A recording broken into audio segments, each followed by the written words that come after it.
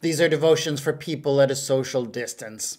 This morning, I was reading in the book of the prophet Isaiah, Isaiah chapter 5, and I don't know, but I think that maybe Isaiah was on Facebook. I mean, listen to this.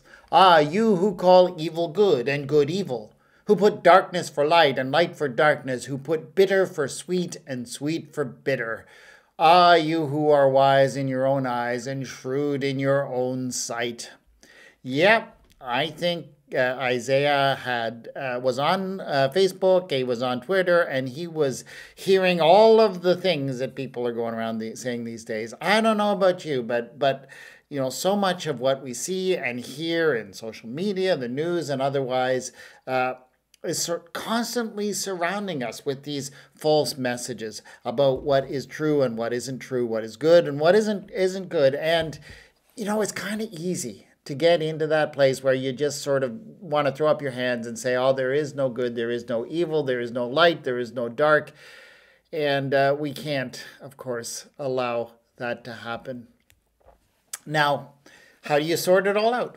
How do you know what is real and what isn't real?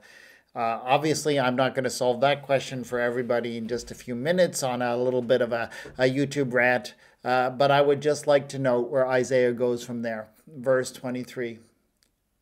Verse 22, you who are heroes in drinking wine and valiant at mixing drink. I just kind of really like that one.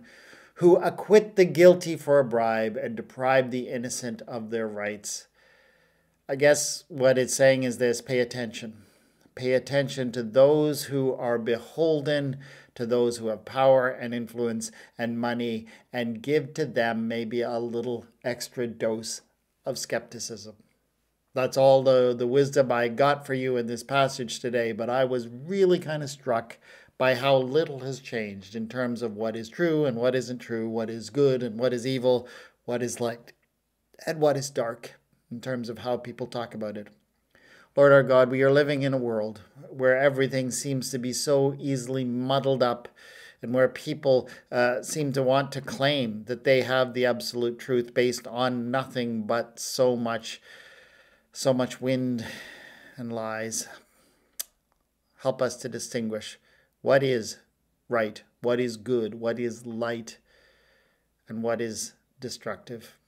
Give us grace in these difficult times. Amen.